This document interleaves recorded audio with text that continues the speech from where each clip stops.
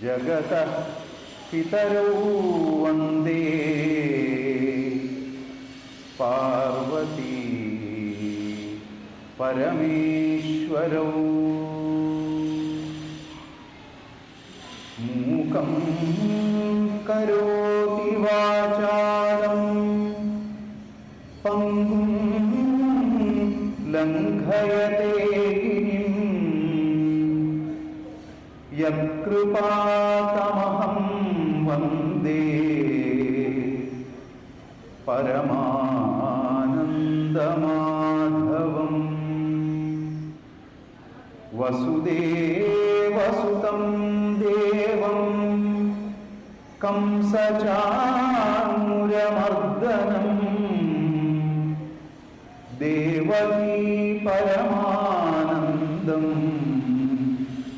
കൃഷ്ണം വന്ദേ ജഗദ്ഗുരും. കൃഷ്ണം വന്ദേ ജഗദ്ഗുരും. കൃഷ്ണം വന്ദേ ജഗദ്ഗുരും.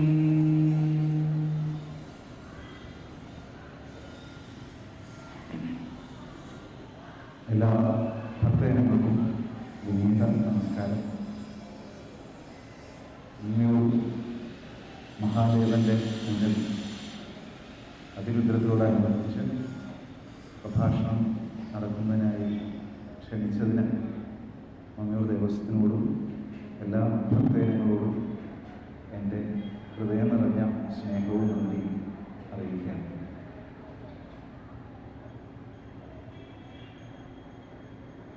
സൗന്ദര്യലഹരി എന്ന പദം കൊണ്ട് തന്നെ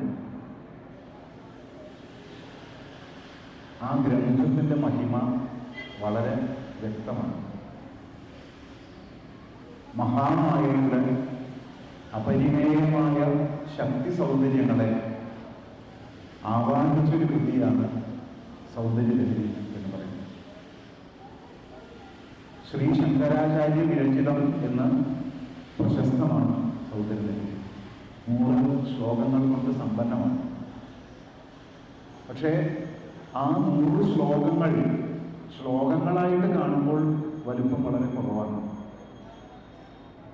പക്ഷേ ആ ശ്ലോകത്തിലൂടെ കടന്നു പോകുമ്പോഴാണ് അതിൻ്റെ ശരിയായ വലുപ്പം എന്താണ് എന്ന് നമുക്ക് ബോധ്യമാവുക എന്നുള്ള വാക്ക് ഉപയോഗിച്ചാൽ അത് സാധിക്കുമോ എന്ന് തന്നെ അറിയില്ല. എന്തായാലും വലുപ്പമുണ്ട് എന്നുള്ളത് അത്രയെങ്കിലും നമുക്ക് ബോധ്യവും.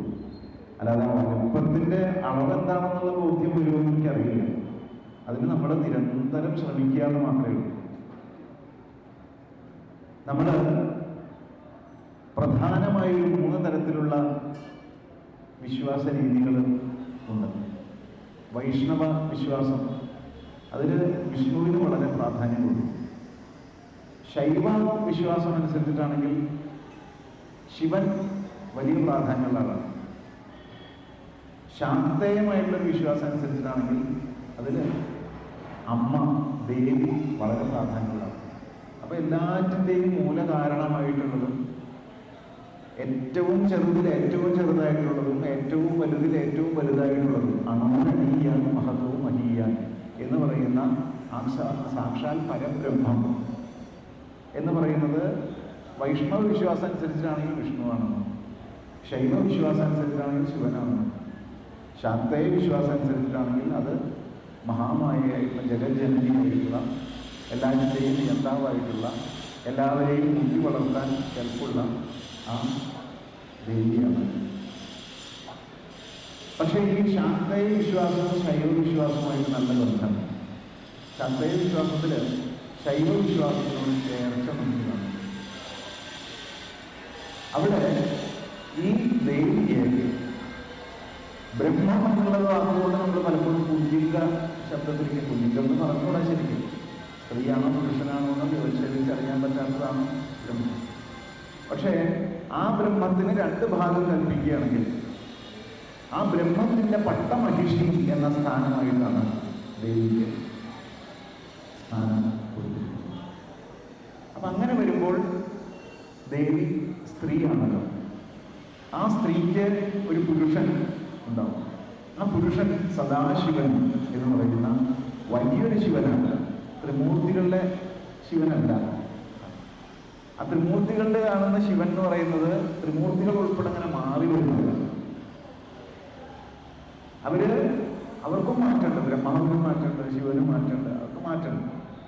പക്ഷെ സദാശിവൻ മാറ്റമില്ലാത്തതാണ്.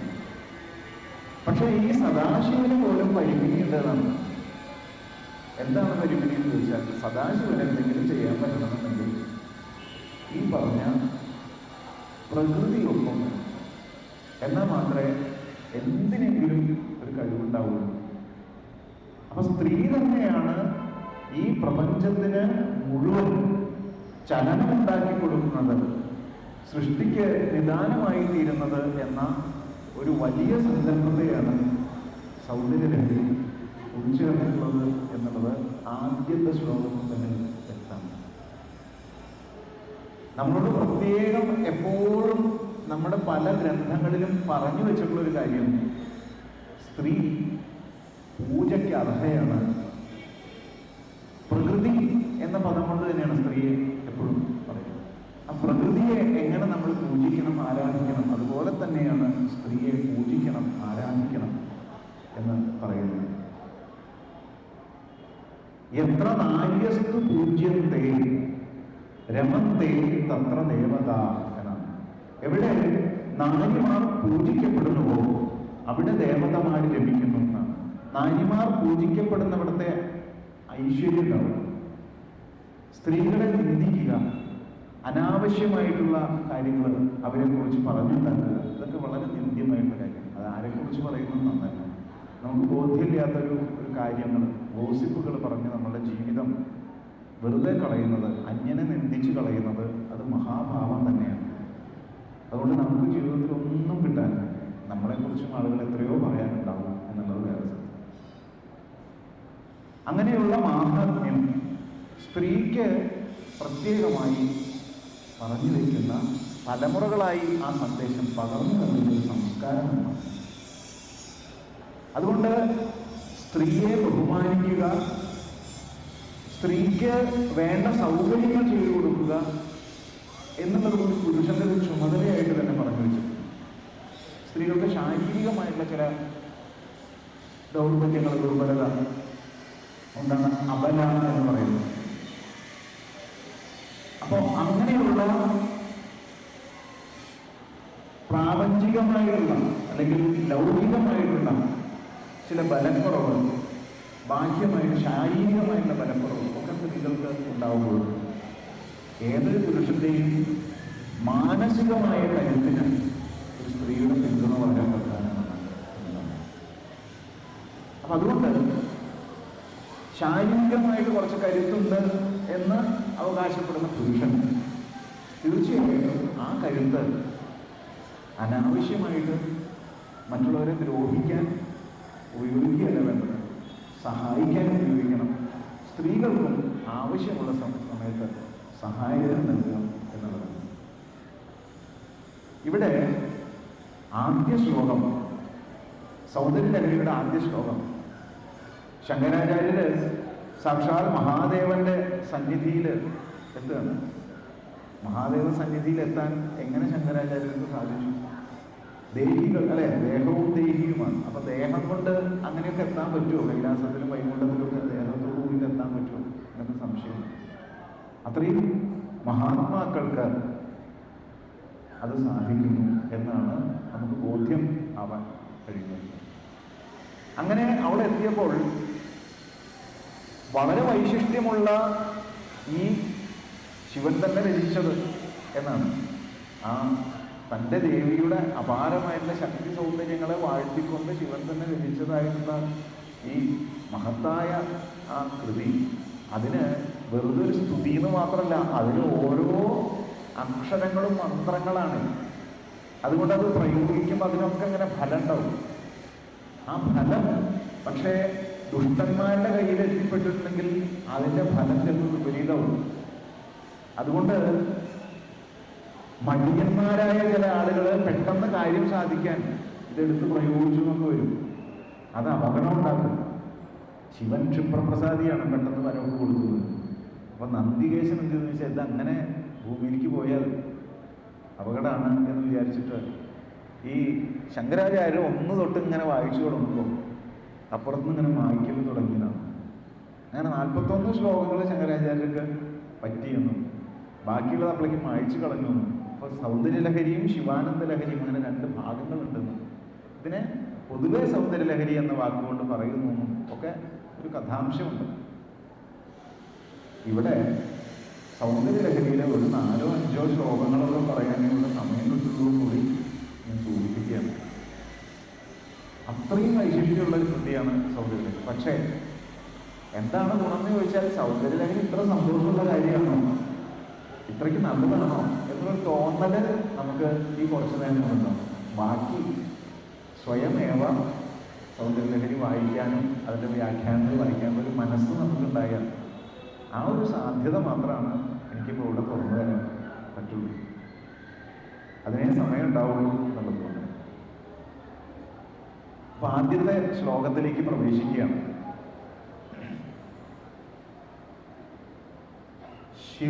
ശിവശക്ത്യായുക്തോ യദി ഭവതി ശക്തഃ പ്രഭവിതും ന ചേദേവം ദേവോ ന ഖലു കുശലഃ സ്പന്ദിതുമപി അതസ്ത്വാമാരാധ്യാം ഹരിഹരവിരിഞ്ചാദിഭിരപി പ്രണന്തും സ്തോതും വാ കഥമകൃതപുണ്യ പ്രഭവതി. അതിമനോഹരമായിട്ടുള്ള ശ്ലോകമാണ്. അതിൻ്റെ ആശയമാണെങ്കിൽ വളരെ സമ്പന്നമാണ്. ശിവശക്തിയായുക്തോ യദി ഭവതി ശക്തഃ പ്രഭവിതും ന ചേദേവം ദേവോ ന ഖലു കുശലഃ സ്പന്ദിതുമപി അതസ്ത്വാം ആരാധ്യാം ഹരിഹര വിരിഞ്ചാദിഭിരപി പ്രണന്തും സ്തോതും വാ കഥം അകൃതപുണ്യം പ്രഭവതി എന്നാണ് ശ്ലോകം. ഈ ശിവൻ ശക്തിയോട് ചേർന്നവനാണ്.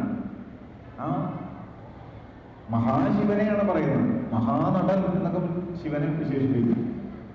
ആ മഹാനടനായിട്ടുള്ള മഹാശിവനെ, സദാശിവനെ തന്നെയാണ് ഇവിടെ പറയുന്നത്.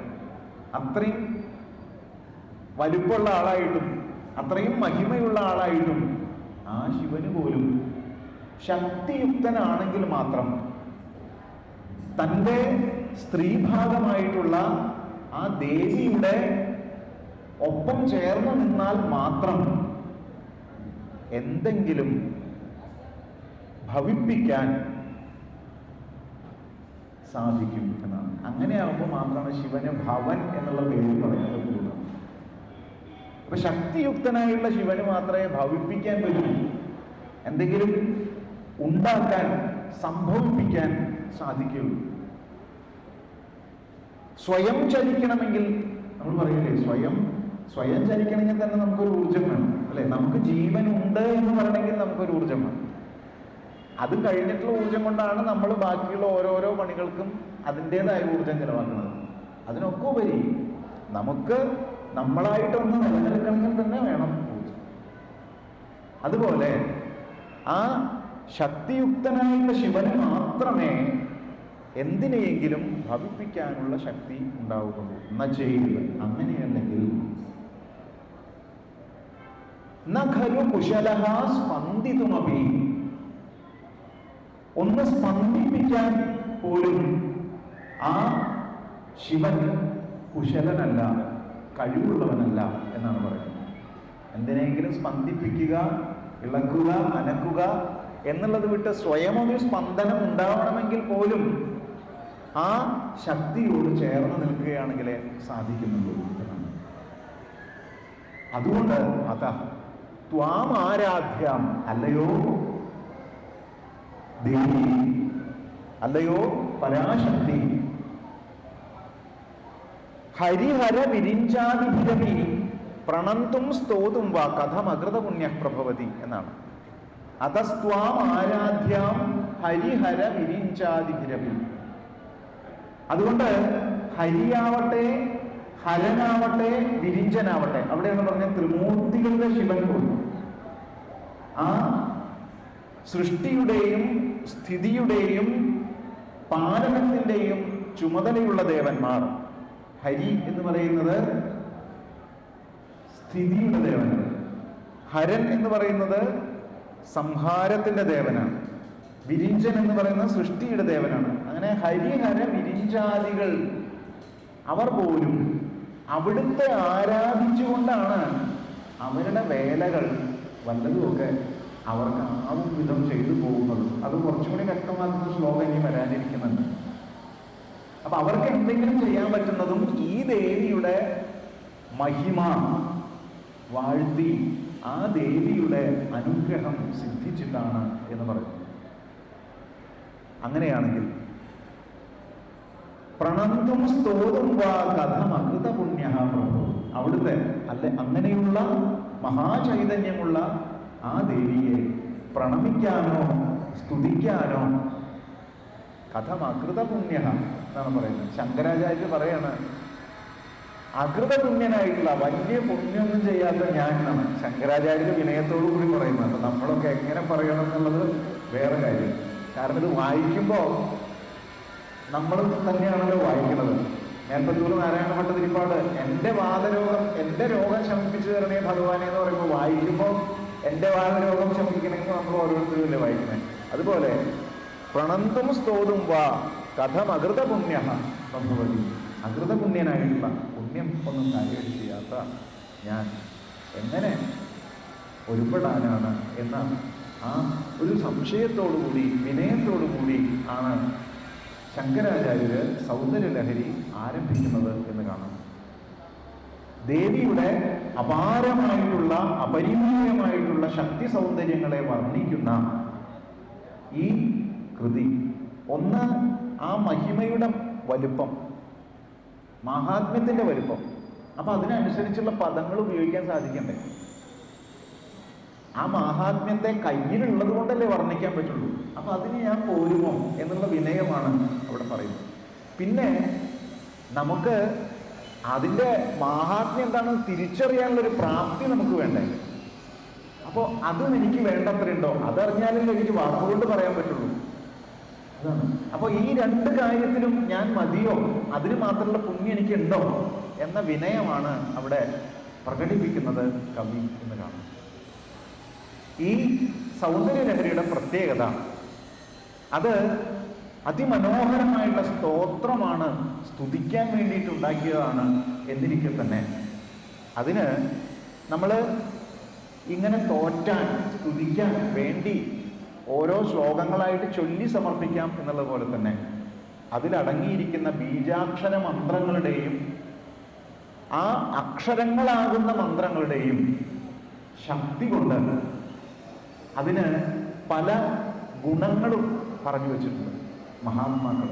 മാത്രമല്ല ആ ഓരോ ശ്ലോകവും പ്രത്യേകമായിട്ടുള്ള മനുഷ്യ ജീവിതത്തിൽ ഓരോരോ കാര്യങ്ങൾക്ക് പ്രയോജനപ്പെടുന്നതാണ് എന്നും ബോധ്യപ്പെട്ടിട്ടുണ്ട്. അതിൻ്റെ ആവർത്തനം, ഒരു ശ്ലോകത്തിൻ്റെ ഇത്രയ്ക്കുള്ള ആവർത്തനം, ആ ശ്ലോകത്തിലെ ബീജാക്ഷര മന്ത്രം ഉപയോഗിച്ചുകൊണ്ട്, ആ ബീജമന്ത്രം ഉപയോഗിച്ചുകൊണ്ടുള്ള യന്ത്രങ്ങളുടെ നിർമ്മാണം.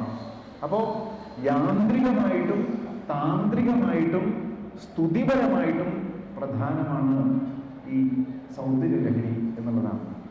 അതിൽ സാധാരണക്കാര് അതിൽ ആ താന്ത്രികത്തിലേക്കും മാന്ത്രികത്തിലേക്കും കടക്കാതിരിക്കുന്നതാണ് നല്ലത്, സമാധാനം ഉണ്ടാവാൻ. കാരണം ഉപാസന എന്ന് പറയുന്നതിന് പല തലങ്ങളുണ്ട്.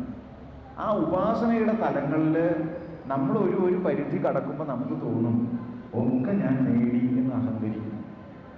എന്നിട്ട് നമുക്ക് ചില ശക്തികളൊക്കെ തരും. പക്ഷെ ആ ശക്തിയിൽ അഭിലപിച്ചിട്ട് നമ്മുടെ ഉപാസന പതുക്കെ ചോർന്നു പിന്നെ ഉണ്ടാവുക നേരെ വിപരീതമായിട്ടുള്ള അധംപതനമാണ്. ആ ബാഹ്യമായിട്ടുള്ള കുറേ നേട്ടങ്ങൾ കിട്ടുമ്പോൾ അതിനെയും അതിജീവിച്ച് ഉപാസന തുടരാൻ കഴിയുന്നവർക്ക് മാത്രമാണ് ഈ ബ്രഹ്മാനന്ദ പ്രാപ്തി കൈവരുള്ളൂ. നമ്മൾ യോഗ എന്ന് പരക്കെ പറയുന്ന കാര്യത്തിലും വളരെ ശ്രദ്ധിക്കേണ്ട ഒരു കാര്യം അതാണ്. യോഗം എന്ന് പറയുന്നത് അത് ശരിക്ക് ഒരു പ്രാവശ്യം മാത്രമാണ് സാധിച്ചത് യോഗം എന്ന് പറയുന്നത്. അതിലേക്ക് ഇങ്ങനെ പടിപടിയായിട്ട് പോകുമ്പോൾ കുറേയൊക്കെ കഴിയുമ്പോൾ നമ്മൾ യോഗികളായിരുന്ന തെറ്റിദ്ധാരണയാണ് നമുക്ക് ഉണ്ടാവുന്നത്. പക്ഷെ അപ്പോൾ ആ യോഗം എന്നുള്ള അവസ്ഥയിലേക്ക് നമ്മൾ എത്തുന്നതിന് മുമ്പ് യാഥാർത്ഥ്യത്തിന് സ്വപ്നം കാണുമ്പോൾ അത് യാഥാർത്ഥ്യമാണെന്ന് വിചാരിച്ചിട്ട് പിന്മാറുന്ന പോലെയാണ് നമുക്ക് പലപ്പോഴും അനുഭവപ്പെടുന്നത്. അതുകൊണ്ട് ഈ ഉപാസകന്മാര് അത്രയേറെ നിഷ്ഠയും അത്രയേറെ ദൃഢതയും ഉണ്ടെങ്കിൽ മാത്രമേ ഈ ഉപാസനയുടെ താന്ത്രികവും മാന്ത്രികവുമായിട്ടുള്ള തലത്തിലേക്ക് കടക്കാവൂ. അത് കൃത്യമായി അതിൻ്റെ ഗുണദോഷങ്ങൾ പറഞ്ഞു തരാൻ കഴിയുന്ന അനുഭവ പരിചയമുള്ള ഗുരുക്കന്മാരുടെ സഹായത്തോടുകൂടെ അല്ലാതെ ഒരിക്കലും ചെയ്തു പോകരുത്. ഫലം വളരെ വിപരീതമാണ്. അതാണ്. അതുകൊണ്ട് ഒരു സ്തുതി എന്നുള്ള നിലയ്ക്ക് സൗന്ദര്യലഹരി വളരെ പ്രസക്തമാണ്. ഇതിലെ ബീജാക്ഷര മന്ത്രം, ആദ്യത്തെ ശിവശക്തിയായുക്തോ എന്നുള്ളതിലെ ആദ്യത്തെ ബീജാക്ഷര മന്ത്രം എന്ന് പറയുന്നത് ക്ലീൻ എന്നുള്ളതാണ് ബീജാക്ഷര മന്ത്രം. അതിന് പ്രത്യേകമായിട്ടുള്ള വിധിപ്രകാരമുള്ള യന്ത്രമുണ്ട്. ആ യന്ത്രം ശരിയായ രീതിയിൽ പൂജിച്ച് ബീജാക്ഷര മന്ത്രം ജപിച്ച് അതിന് വിദ്യാസമ്പന്നമുള്ള യന്ത്രധാരണ വിധികളൊക്കെ പറഞ്ഞു വെച്ചിട്ടുണ്ട് എന്നാണ്. സർവൈശ്വര്യ ലാഭത്തിനും എല്ലാ ഐശ്വര്യവും ലഭിക്കുന്നതിനും അതുപോലെ തന്നെ നമ്മുടെ ജീവിതത്തിൽ നിർണായകമായി നമ്മളെ പലപ്പോഴും അലട്ടുന്ന പല പ്രശ്നങ്ങളിൽ നിന്നും നമുക്ക് മോചനം കിട്ടുന്നതിനും ഈ ആദ്യത്തെ ശ്ലോകം നിരന്തരം ജപിക്കുന്നത് വളരെ നല്ലതാണ്. വിനയത്തോടുകൂടി ജപിക്കുന്നത്. ആ ശ്ലോകത്തിൻ്റെ ഉള്ളടക്കം ശ്രദ്ധിച്ചാൽ തന്നെ മനസ്സിലാവും. അപാരമായിട്ടുള്ള ഒരു ശക്തി സൗന്ദര്യത്തിൻ്റെ മുന്നിൽ വളരെ വിനയാന്വിതനായി നിൽക്കുന്ന കവിയെ നമുക്ക് കാണാൻ സാധിക്കും. ആ വിനയത്തിൻ്റെ ബോധ്യത്തോടും ബോധത്തോടും കൂടി വേണം നമ്മൾ ആ ശ്ലോകം ചൊല്ലാൻ. ആ ദേവിയുടെ ശക്തി എത്രയാണ്, സൗന്ദര്യത്തിൻ്റെ മഹിമ എത്രയാണ് എന്ന് വാഴ്ത്തിപ്പാടണമെന്ന് അത്യന്തം ആഗ്രഹിച്ചിട്ടും ഞാൻ പാടുന്നത് മതിയാകുന്നുണ്ടോ, ഞാൻ ഉപയോഗിക്കുന്ന വാക്കുകൾ അതിന് പാകമാവുന്നുണ്ടോ എന്ന സംശയത്തോടുകൂടി പറയുന്ന ഒരു അത്രയും പണ്ഡിതനായിട്ടുള്ള ഒരു കവിയാണത് പറയുന്നത്. അപ്പോൾ ഞാൻ എത്ര സാധാരണക്കാരനാണ് എന്ന വിനയത്തോടുകൂടി സമർപ്പണത്തോടുകൂടി തന്നെ വേണം ആ മന്ത്രം ജപിക്കാൻ. അങ്ങനെ ജപിച്ചു കഴിഞ്ഞാൽ എപ്പോഴും അഹങ്കാരമാണ് കുഴപ്പങ്ങളെ കൂടുതൽ കൂടുതൽ പ്രശ്നങ്ങളിലേക്ക് കൊണ്ടുപോകുന്നത്. വിനയാന്വിതനായ ഒരാളുടെ ഈശ്വരവിശ്വാസം തീർച്ചയായിട്ടും അയാൾക്ക് പ്രശ്നങ്ങളിൽ നിന്ന് പരിഹാരത്തിന് ഒരു വഴി തുറന്നു തരലായിരിക്കും. പക്ഷെ വിനയം വേണം, സമർപ്പണം വേണം. അപ്പോഴാണ് ആ പ്രശ്നങ്ങളിൽ നിന്ന് നമുക്ക് പുറത്തു പോരാനുള്ള ഒരു വഴി ഈശ്വരൻ പകർന്നു തരുന്നു. തീർച്ചയായിട്ടും ആ വിനയം നമുക്ക് സർവസമ്പത്തും പ്രദാനം ചെയ്യും എന്നാണ്. അഹങ്കാരമാണ് നമ്മുടെ എല്ലാ വളർച്ചയെയും തടസ്സപ്പെടുത്തുന്ന ഒരു വലിയ അപകടം എന്ന് തിരിച്ചറിയേണ്ടതുണ്ട്. അടുത്ത ശ്ലോകം അതിമനോഹരമാണ്, അത്യന്തം മാഹാത്മ്യമുള്ളതാണ്. തനീനാംസം പാംസും തവ ചരണപങ്കേരുഭവം വിരിഞ്ചി സഞ്ജീവൻ വിരചയതി ലോകാൻ അവികലം വഹത്യേനം ശൗരി കഥമപി സഹസ്രേണ ശിരസാ ഹരസംക്ഷുദ്യൈനം ഭജതി ഭസിതോദ്ധൂളനവിധിം തനീയാംസം പാംസും തവ ചരണമങ്കേരുഭവം വിരിഞ്ചി സഞ്ജീവൻ വിരചയതി ലോകാൻ അവികലം വഹത്യേനം ശൗരി കഥമപി സഹസ്രേണ ശിരസാം ഹരസംക്ഷുദ്യേനം ഭജതി ഭസിതോദ്ധൂളനവിധിം. നേരത്തെ പറഞ്ഞു, ആ ത്രിമൂർത്തികൾ പോലും ദേവിയുടെ അനുഗ്രഹം കൊണ്ട് മാത്രമാണ് എന്തെങ്കിലും ആവും വിധം അവർക്ക് അവരുടെ പ്രവൃത്തി ചെയ്യാൻ ഉള്ള പ്രാപ്തി ഉള്ളവരായിരിക്കുന്നത്. അതൊന്നുകൂടി വിശദീകരിക്കുകയാണ് ഈ ശ്ലോകത്തിൽ. ദേവി എന്ന് പറയുന്നത് മഹത്താണ് എന്നുള്ളതാണ്. മഹതാം മഹീ, മഹത്തുക്കളിൽ കുറിച്ച് വരുന്നത്. എല്ലായിടത്തും നിറഞ്ഞിരിക്കുന്നവളാണ്. തൂണിലും തുരുമ്പിലും തുഷാര ബിന്ദു നീങ്കലും പാടിടുന്ന പ്രഭാവമാണ്. അപ്പോൾ അനോരണിയാൻ മഹതവും അഹിയാൻ എന്നത് നമ്മുടെ ഉള്ളിലിരിക്കുന്നതും നമുക്ക് ചുറ്റുപാടും ഇരിക്കുന്നത് ഒന്നാണ്. അങ്ങനെയുള്ള ആ മാഹാത്മ്യം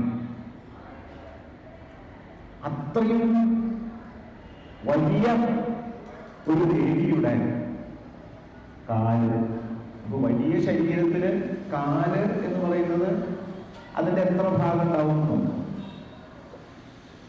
വലിയ ശരീരത്തിന്റെ കാൽപാദം എന്ന് പറഞ്ഞാൽ അത് കാലല്ലല്ലോ, എത്രയോ എന്ന് പറഞ്ഞാൽ 1/4 എന്നാണ്. വളരെ ചെറുതാണ്. ആ കാൽപാദത്തിലെ ഒരു വിരലെടുക്കുക. തന്നീയാംസം പാംസും തവ ചരണ പങ്കേരുഹഭവം. അപ്പോ ഒരു വിരലെടുത്ത് നോക്കുക, അല്ലെങ്കിൽ ആ കാൽപാദത്തിലെ പറ്റിപ്പിടിച്ച ഒരു പൊടി ഇരിക്കാനുള്ള ഇടം. പൊടി എന്ന് പറഞ്ഞാൽ എങ്ങനെയുള്ള പൊടിയാണ്? തന്നീയാംസം പാംസും തവ ചരണ പങ്കേരുഹഭവം. താമരയിലെ പൂമ്പൊടികളുണ്ട്. താമരയുടെ പൂമ്പൊടി എന്ന് പറഞ്ഞാൽ നമ്മൾ വീട്ടില് റവ അല്ലെങ്കിൽ പുട്ടിന് പൊടിച്ച പൊടി പോലെയോ റവയുടെ പൊടി പോലെയോ ഒന്നുമല്ല, അല്ലെ? മൈദപ്പൊടി പോലും അല്ല. മൈദയ്ക്ക് കുറച്ചും കൂടി ഒരു കനം കുറവാണ്. താമരയുടെ പൂമ്പൊടി നോക്കിക്കഴിഞ്ഞാൽ നമുക്കൊന്നും ഇങ്ങനെ പിടിക്കും മനസ്സിലാവും. അത് എത്രയേറെ, അല്ലെ, എത്രയേറെ ഇങ്ങനെ കൈകൊണ്ടാക്കുമ്പോഴേക്കും അതിന്റെ ആ നന്മനിപ്പ് നമുക്ക് കൊടുക്കും. നമ്മൾ ഇപ്പോഴത്തെ രീതിയിലൊക്കെ പറഞ്ഞാൽ നാനോ ടെക്നോളജിയിൽ പൊടിക്കുക, ഏറ്റവും നേർപ്പിച്ച് പൊടിക്കും. അത്ര നേർത്ത പൊടി, നനുത്ത പൊടി. ആ പൊടി തനീയാംസം എന്നാ പറഞ്ഞാൽ, തനീയാംസം എന്ന് പറഞ്ഞാൽ അത്രയും നേർത്ത പൊടി. ആ പൊടി എടുത്തിട്ട് അപ്പൊ ഇത്രയും വലിയ ആ സ്ത്രീ രൂപം, അതിലെ കാല്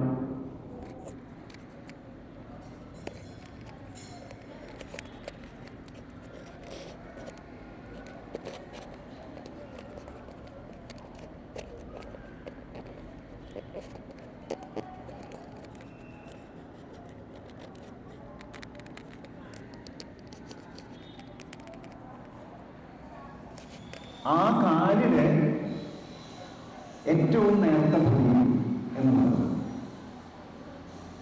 അത് എടുത്തിട്ടാണ് ബ്രഹ്മാവ് തനീയാംസം പാംസും തവ ചരണ പങ്കേരുഹഭവം. അപ്പൊ കാലിനെ ഉപയോഗിച്ചിട്ടുള്ള താമരയായിട്ടാണ്.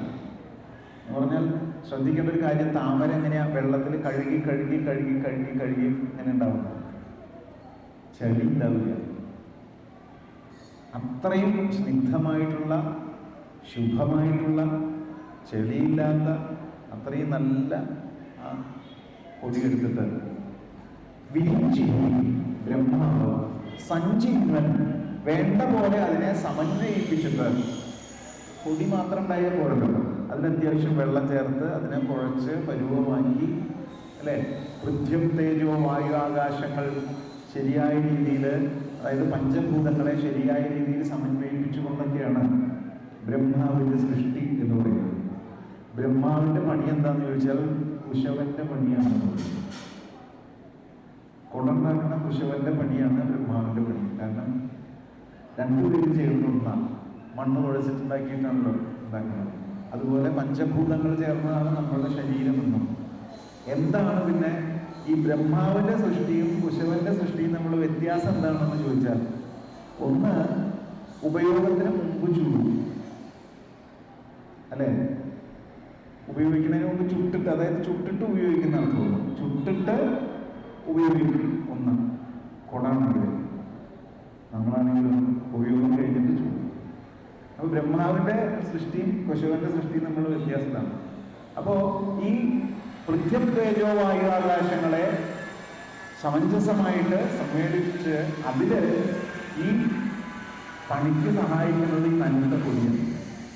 അതെടുത്തിട്ട് വിരിഞ്ചി സഞ്ജീവൻ വിരചയതി ലോകാൻ അവികലം, ഈ ലോകത്തെ അവികലമായി സൃഷ്ടിക്കുന്നു, വൈകല്യമില്ല നിലവില്ലാതെ ബ്രഹ്മാവിന് സൃഷ്ടിക്കാനുള്ള പ്രാപ്തി ഉണ്ടാക്കി കൊടുക്കുന്നത് ഈ ദേവി ആണ്. ആ ദേവിയുടെ ആ പാദങ്ങളിൽ നിന്നുള്ള നനുത്ത പൊടിയില്ലെങ്കിൽ ബ്രഹ്മാവിനെ സൃഷ്ടിക്കാൻ പറ്റില്ല. രണ്ട് കാര്യമാണ് ശ്രദ്ധിക്കേണ്ടത്. ഒന്ന്, ബ്രഹ്മാവിനെ സൃഷ്ടിക്കണമെങ്കിൽ ആ പൊടി വേണം. ആ പൊടി എത്ര ചെറിയ പൊടിയാണ് എന്ന് ആലോചിച്ചു. എന്നിട്ട് അവിടെ ആ പൊടി ഉപയോഗിച്ചുണ്ടാക്കിയ ലോകത്തിലിരുന്നു കൊണ്ടാണ് നമ്മൾ അതിൻ്റെ പൊടിയിലെ എത്രയോ പൊടിയായിട്ടുള്ള നമ്മളിരുന്നിട്ട് ഞാൻ എന്ന ഭാവത്തിൽ അലങ്കരിക്കുന്നു. ആ ഒരു മനസ്സിലാവാനാണ് ആ ശ്ലോകത്തിലൂടെ ഇങ്ങനെ പടിപടിയായിട്ട് കടന്നു പോകണം എന്ന് പറഞ്ഞു. എൻ്റെ വലുപ്പം എത്ര ചെറുതാണെന്ന് ബോധ്യപ്പെടുക. അതാണ് സൗന്ദര്യലഹരി വായിക്കുമ്പോൾ ഉണ്ടാവുന്നത്. അപ്പോഴാണ് നമുക്ക് മംഗളം വരുന്നത്. എൻ്റെ വലുപ്പം എത്ര ചെറുതാണ്, ഞാൻ എത്ര നനുത്തതാണ് എന്ന് ബോധ്യമാവും. ഇനി വഹത്യേനം ശൗരി കഥമപി സഹസ്രേണ ശിരസാം. ബ്രഹ്മാവ് സൃഷ്ടിച്ചുകൊണ്ടായില്ല. ലോകം സൃഷ്ടിച്ചാലും അതിനെ ഒന്ന് നിലനിർത്തിക്കൊണ്ടുപോകേ. ഈ ഭൂമി ഉരുണ്ടിട്ടാണല്ലോ സംഭവിക്കുന്നത്. ഈ ഉരുണ്ട ഭൂമി എവിടെയെങ്കിലും വെച്ചാളുടെ കഥ നിങ്ങൾക്ക് അറിഞ്ഞു വരും. ഇങ്ങനെ ഉരുണ്ടുള്ളവർക്ക് ഉരുണ്ടു പോകുന്നത്. ആ ഭൂമി ഇങ്ങനെ നിന്ന് പോകണ്ടേ? അതുകൊണ്ടല്ലേ നമ്മളൊക്കെ ഇങ്ങനെ ഇരിക്കുന്നത്. അപ്പോൾ അതിനെ അതിൻ്റെതായ രീതിയിൽ നിലനിർത്തുക എങ്ങനെയാണ് അത് സാധിക്കുന്നത്? നമ്മുടെ ഒരു വിശ്വാസം അനുസരിച്ചിട്ട് അനന്തനാണ് ഈ ഭൂമിയെ താങ്ങുന്നതെന്നാണ്. അപ്പോൾ മഹത്യേനം ശൗരിഹി. ശൗരിഹി എന്ന് പറഞ്ഞു കഴിഞ്ഞാൽ അനന്തൻ ഇവിടെ അർത്ഥം എടുക്കാം. ആ അനന്തൻ 1000 തലയുണ്ടത്ര.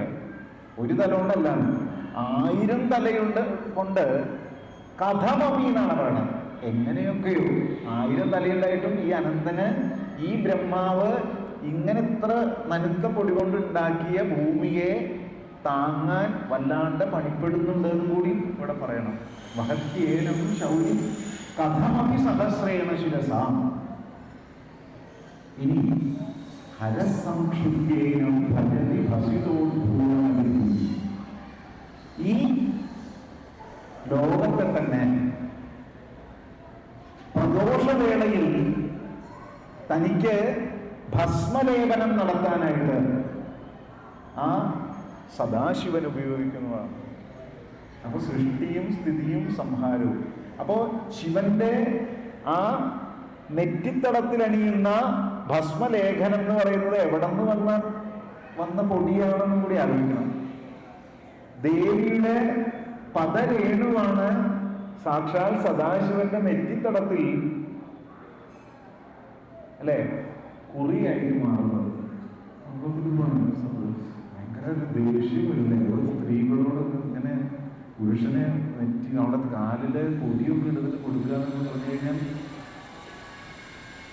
അതാണ് ചേർച്ച എന്ന് പറയുന്നത്. ഇവിടെ ഹരസംശുദ്ധീനം, ഹരൻ ശിവൻ ആ പൊടിയെ തന്നെ, ആ ലോകത്തെ തന്നെ പൊടിച്ച് ബ്രഹ്മാവ് സൃഷ്ടിച്ചു. അനന്തൻ അതായത് വിഷ്ണു അതിനെ നിലനിർത്തി. അതിനെ സംക്ഷുദ്ധ്യൈനം ഭജതി ഭസിതോദ്ഭൂടനവി. അതിനെ വീണ്ടും ആ സാക്ഷാൽ ശിവൻ ഭസിതോദ്ഭൂടനവി തൻ്റെ ആ നെറ്റിത്തടത്തിൽ ലേഖനം ചെയ്യുന്നതിനായിട്ട് ഭസ്മമായിട്ട് ഉപയോഗിക്കുന്നു എന്നാണ് പറയുന്നത്. അവിടെ ദേവിയുടെ മാഹാത്മ്യം, ഈ ത്രിമൂർത്തികൾ പോലും എങ്ങനെയാണ് ദേവിക്ക് അടിപ്പെട്ടിരിക്കുന്നത് എന്നും വ്യക്തമാക്കുന്നു. ഈ ശ്ലോകത്തിന് ഉള്ള വലിയ ഒരു പ്രാധാന്യം എന്ന് പറയുന്നത് ഇത് മറ്റുള്ളവരെ സ്വാധീനിക്കാനുള്ളൊരു ശക്തി ഉണ്ടാക്കി തരുന്ന ശ്ലോകമാണ്. ആൾക്കാർക്ക് സന്തോഷമായി അല്ലേ? നമുക്ക് എന്ന് പറഞ്ഞാൽ മറ്റുള്ളവരെ നമുക്ക് സ്വാധീനിക്കാൻ കഴിയണമെങ്കിൽ എന്ത് വേണമെന്ന് അറിയുള്ളൂ? നമ്മുടെ ഉള്ളിൽ ഈശ്വരൻ അറിയണം. നമ്മുടെ ഉള്ളിൽ ഈശ്വരൻ നിറഞ്ഞു കഴിഞ്ഞാൽ ഐശ്വര്യം നിറയും. ആ ഐശ്വര്യം നിറയണമെങ്കിൽ എന്ത് വേണം? ഈ പറഞ്ഞ അഹങ്കാരം മാറിപ്പോവുകയാണ് വേണ്ടത്. ഞാൻ ചെറുതാണ് എന്നുള്ള ആ ഒരു ചിന്ത നമുക്കുണ്ടായി നമ്മളുടെ അഹങ്കാരം മാറിപ്പോയി ഈ ഐശ്വര്യം നമ്മളിൽ നിറഞ്ഞാൽ മറ്റുള്ളവർ തീർച്ചയായിട്ടും നമ്മുടെ സ്വാധീനത്തിലാവും. കാരണം അവർക്ക് നമ്മളോട് മിണ്ടണം എന്ന് തോന്നും, അവർക്ക് നമ്മളെ കാണണം എന്ന് തോന്നും. നമ്മളെ നമ്മുടെ സ്വാധീനത്തിലാവുള്ളൂ. അതല്ലെങ്കിൽ നമ്മളെ കണ്ടവരെ ഒന്നും തിരിഞ്ഞു നോക്കില്ല. അതിനർത്ഥം അവരുടെ കുറ്റമല്ല, നമ്മുടെ കുറ്റമാണ് എന്നുള്ളതാണ്. അപ്പൊ ഇവിടെ മറ്റുള്ളവരുടെ ആദരവ് നേടാൻ സാധിക്കുക, പ്രകൃതിയെ ജയിക്കാൻ സാധിക്കുക. പ്രകൃതിയെ ജയിക്കാൻ എങ്ങനെയാ? കോടാലിയിൽ നടന്ന പ്രകൃതിയെ ജയിക്കാൻ പറ്റുള്ളൂ. അപ്പൊ അങ്ങനെയാണല്ലോ ഉള്ളത് മുഴുവൻ വെട്ടി വെളുപ്പിക്കുക. ഇരുന്ന് നോക്കിയാൽ നമ്മൾ നിരന്ന് അല്ലേ കാണാൻ പാകത്തില്ല, എല്ലാം വെട്ടിക്കൊണ്ടിരിക്കും. നമ്മൾ റോഡൊക്കെ ഉണ്ടാക്കുന്നെങ്കിലും പശ്ചിമഘട്ടം ഇങ്ങനെ പോയിക്കൊണ്ടിരിക്കുകയാണ്, പല മരങ്ങളും ഇങ്ങനെ വീണുകൊണ്ടിരിക്കുകയാണ്. അത് നമ്മൾ തിരിച്ചറിയണം.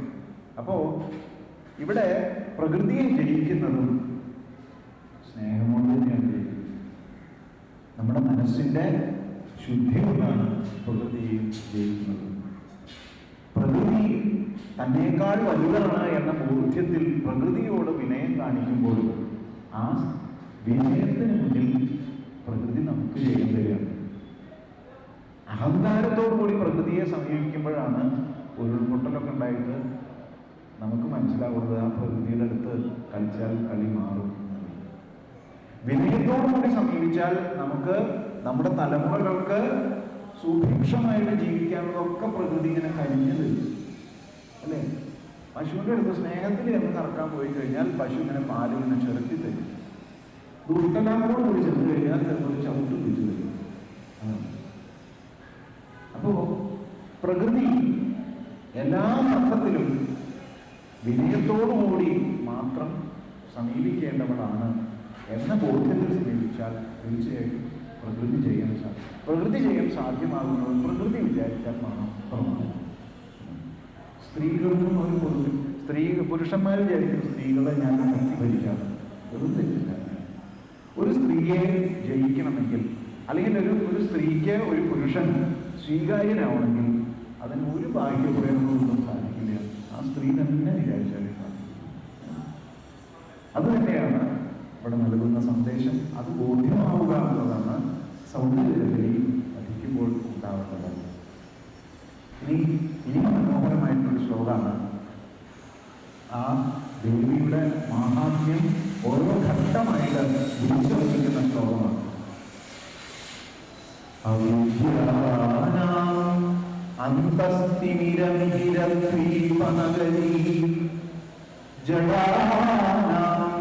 ചൈതന്യസ്തവകമകരന്ദശ്രുതിധരി ദരിദ്രാണാം ചിന്താമണിഗുണാ ജന്മജനഭൂമിമഗ്നാനാം ദംഷ്ട്രാമുരരിപുവരാഹസ്യ ഭവതി. ഇതിൽ മൂന്നാമത്തെ വരിയുടെ അവസാനത്തെ ഭാഗം നാലാമത്തെ വരിയോട് ചേർത്ത് തന്നെ പറയണം. ജന്മജലധോ നിമഗ്നാനാം എന്ന് ഒരുമിച്ച് എടുത്ത് പറയണം. അവിദ്യാനാം അന്തസ്തിമിരമിഹിരദ്വീപനഗരീ ജഡാനാം ചൈതന്യസ്തവകമകരന്ദശ്രുതിധരീ ദരിദ്രാണാം ചിന്താമണിഗുണികാ ജന്മജലധോ നിമഗ്നാനാം ദംഷ്ട്രാമുരരിവരാഹസ്യ ഭവതി. അവിദ്യാനാം അന്തസ്തിമിരമിഹിരദ്വീപനഗരീ. അവിദ്യാനാം വിദ്യ വേണ്ടത്ര ലഭിക്കാത്ത ആളുകൾ, അവർക്ക് മായയുടെ പ്രശ്നങ്ങളുണ്ടാവും. മായയ്ക്ക് അടിപ്പെട്ടിട്ട് വേണ്ടത്ര തിരിച്ചറിവ് ലഭിക്കാത്തത് കൊണ്ട് അവര് കാണുന്നതൊക്കെ ശരിയാണെങ്കിൽ അതിലൊക്കെ അഭിനയിക്കും. എന്നിട്ട് കുഴപ്പങ്ങളുടെ ലഭിച്ചാണ്. അതാണ് മായയില് അടിപ്പെട്ടാൽ അവിദ്യാന അന്തസ്തിമിര വിഹിരദ്വീപനഗരി. ആ മായയ്ക്ക് അടിപ്പെട്ടിട്ടുള്ള ഇരുട്ട് നിറഞ്ഞതായ ആ ലോകത്തിൽ അവിടെ മിഹിരദ്വീപനഗരി ഉദയസൂര്യന്റെ ആ ഉദയകിരണങ്ങൾ ലഭിക്കുന്ന നഗരി എന്നോണം. എന്താണ് ഉദയസൂര്യൻ എന്ന് പറയാൻ കാരണം എന്ന് വെച്ചാൽ, നട്ടുച്ചയുടെ സൂര്യനാകുമ്പോൾ നമുക്ക് താങ്ങാൻ പറ്റില്ല. ഉദയസൂര്യന്റെ ചൂടിന് നമുക്ക് താങ്ങാൻ പറ്റുന്ന ഒരു സുഖം. അതുപോലെ അറിവിന്റെ നിറവ് നമ്മുടെ അജ്ഞാനത്തെ ഇല്ലാതാക്കുന്നതായ ജ്ഞാനം, നമ്മുടെ തമസ്സിനെ മുഴുവൻ അകറ്റുന്നതായ ആവശ്യമുള്ള നമുക്ക് താങ്ങാവുന്നതായ വെളിച്ചം, നമുക്ക് താങ്ങാവുന്നതായ ചൂട്, താങ്ങാവുന്നതായ ഊർജം. സൂര്യന്റെ എല്ലാ ഊർജ്ജവും നമ്മുടെ കയ്യിൽ പെട്ടെന്നായിട്ട് വന്നു കഴിഞ്ഞാൽ നമ്മുടെ അവസ്ഥ എന്താവും എന്നുള്ളത് ആലോചിക്കുന്നത്. അതാണ് ഉദയസൂര്യന്റെ എന്നുള്ള പദം പ്രയോഗിച്ചത്. അവിദ്യാനാം അന്തസ്ഥീര മിഹിരദ്വീപനഗരി. മിഹിരന്റെ ഉദയസൂര്യന്റെ ഉദയകിരണങ്ങൾ നൽകുന്ന ആ നഗരം പോലെയാണ് ദേവി അനുഗ്രഹം ചൊരിയുന്നത്. ദേവിയുടെ അനുഗ്രഹത്തിന്റെ പ്രത്യേകതയാണ് പറയുന്നത്. ആർക്ക്? അവിദ്യാനാം, അജ്ഞാനികൾക്ക്, അറിവില്ലാത്തവർക്ക് ശരിയായ വെളിച്ചം പകർന്നു നൽകുന്ന അമ്മ. ജഡാനം ചൈതന്യ സ്തവക മകരന്ദ ശ്രുതിചരി. ജഡന്മാർക്ക് ജഡാനം എന്ന് പറഞ്ഞു കഴിഞ്ഞാൽ ജഡത്വം ബാധിച്ചവർക്ക്, ക്രിയാശേഷി ഇല്ലാത്തവർക്ക്, എന്തും ചെയ്യാൻ മടി പിടിച്ച ആളുകൾ, അവർക്ക് ആത്മവിശ്വാസമില്ലാത്തവർക്ക്, ചൈതന്യ സ്തവക മകരന്ദ ശ്രുതിചരി. നമ്മള് ഝരി എന്ന് പറഞ്ഞ പ്രവാഹമാണ്.